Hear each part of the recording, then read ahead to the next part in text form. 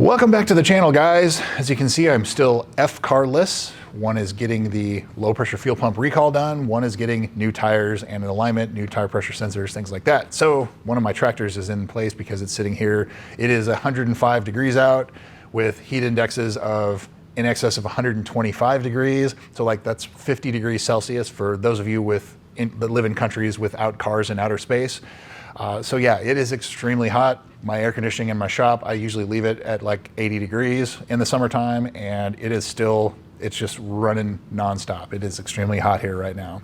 So this is VIN 3134, and this is what appears to be a salvage title car. It's a Nevada non-clean title status on Copart. So we will see what that amounts to. It could be a clean title total loss, total prior loss, or it could be a rebuilt title. I'm suspecting it's probably going to be a rebuilt title, but we'll dive into it. So this is a 2020 1GO, which is smoky granite mica, very rare color, with LA30 red interior at Copart in Las Vegas, Nevada, 50,000 miles, and it was hit on the passenger side. And again, I said it's a non-clean title status, whatever that means. Production statistics. So smoky granite mica was first introduced on the GSF in 2017. So 17 through 20 color, it replaced Nebula Gray Pearl, and there were only 86 made for the US 49. So 86 out of the 2,348 cars were smoky granite mica, and only 46 of those had LA30 red interior. So it's already a rare color combination just overall.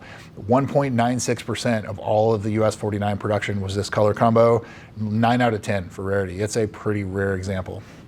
And then on top of that, it gets even rarer because it's a 2020. So 2020, 19 out of the 187 cars were smoky granite mica, 8 had LA30 red interior. So this car is one of 8 that exists in this color combo for 2020. So this car was built December 18th of 2019. Its in-service date was July 17th of 2020. And it has engine 2085305 when it left the factory. It has options FT, which is the polished wheels. From the factory on 2020s, they had black wheels. So this one has the polished, and you had to pay additional to have it. It has GF, which is the color heads-up display. Not all the cars had it. Most of them did, but it's optioned with it. It has an option called N3, which means no car wash. I don't know what that entails other than you don't wash it. And a lot of the anniversary cars had that because of the matte paint, but this is, this has a clear coat paint. It has Mark Levinson. It has projector lights. So that is the side door sill lights. When you open the door, it has a Lexus logo or an F logo that projects down on the ground. And it has SE, which is the blue calipers. So the factory calipers would have been black, and you could option pay extra to have blue ones. Carfax, Epic VIN, and auto check. So my 2026 Carfax shows this as a one owner, no accident. Not on the Carfax yet. My 2024 shows this as a one owner, no accident car. Epic VIN shows this as a one owner, no accident car. And the only one that got it right was AutoCheck, shows this as a two owner, no accident. Of course, it is an accident car now. California and Nevada car, and as I said, this is a two owner, but now one accident car that's just not on the Carfax yet. Previous sales. So this car first went on sale in February of 2020 for $89,000 in El Monte, California, and it sold in July of 2020 to a buyer in California. And as we'll find out in the service history, it was a Lexus employee. He was a technician that owned this car from new. It looks like from new, it was leased by the original owner. And then it pops up in November of 2023 at CarMax in California for $64,000 with 34,000 miles. And it looks like it sold the same month to someone in Henderson, Nevada, which is like the Las Vegas area. And now it's here at Copart, the end of July 2026 in Las Vegas, Nevada. So now into the photos. It's very dirty in the photos, probably all the desert dust, and they maybe had a rainstorm or something, but the damage aside, just looking around in the car, it looks very well taken care of. The only thing I really see is an aftermarket shift knob and an aftermarket start button, which is not really an aftermarket, it's an upgraded version from like the LC500 or otherwise, and both very common mods. So all right, the accident damage. So this car was hit on the passenger side, and it didn't even get the lower rocker. It didn't even bust the glass. So it just hit it at the right spot. So the roof isn't buckled. I can't tell. I don't think it got the fender either. So basically it looks like two doors, the passenger side airbags, curtain airbags, seat airbags, and a B-pillar assembly. Hopefully there's nothing beyond that. but it kind of makes me scratch my head a little bit. Something like this shouldn't be more than like a $6,000 to $8,000 repair. Why is this car here? If this car had a clean title with this mileage, this car is in this market is like a $70,000, $75,000 car. Why would a $6,000 to $8,000 accident total it? So that part has me kind of scratching my head. So maybe there's some deeper damage, or they're going off of straight retail prices. So, airbags, the seat covers, the paintwork, the doors, the pieces that have to be replaced. I could see that maybe it's a little more than that, but I don't think it would be in excess of maybe even $10,000. So that kind of has me scratching my head. But that point aside, it looks like it's going to be a fairly straightforward fix, and you can have a lower cost of entry into 2020 GSF ownership, which a lot of people are looking for the 2020. So here's a 2020. So as far as the price goes, you heard me touch on earlier, if this car was a clean title car with 50,000 miles of 2020, this would easily be a $70,000+ car. Now, depending on what the final title status ends up as, we're not sure yet, but it would probably be fixed in the upper 30s, lower 40s, because it's a 2020 and it is a lower mile example. And it's a desert state, California, Nevada. It's probably not rusty underneath, anything like that.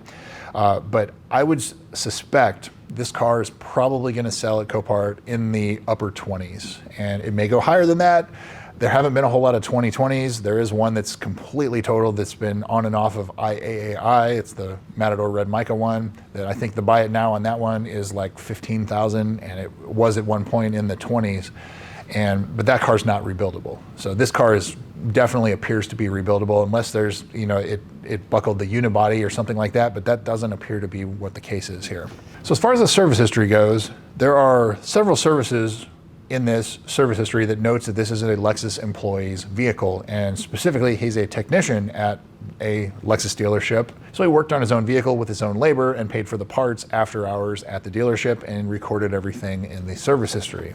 So the first entry of note is October of 2020. The grill surround, the chrome piece that goes around the grill, that was replaced due to bubbling. And I have seen that on a few others, and typically all it is a rock maybe hits it, and then it will moisture or something will get underneath it and it'll start to bubble. So that's pretty common. It's about a $700 piece to replace here in 2026, but again, you do see it.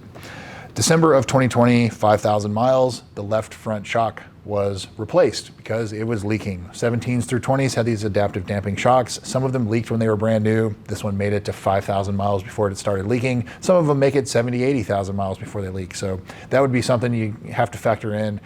Would not be surprised if others are leaking as well. May of 2021 notes that the technician is installing his own parts and did something with the exterior trim. Also in May of 2021, there's a customer service campaign called the EL1624 that was done on this car. It affects all 5 years of the cars, and it's if the navigation unit or the head unit, it locks up. Pink screen turns black, freezes up, things like that. There is a fix for it via a firmware or software update that Lexus offers, and so they did that to this car.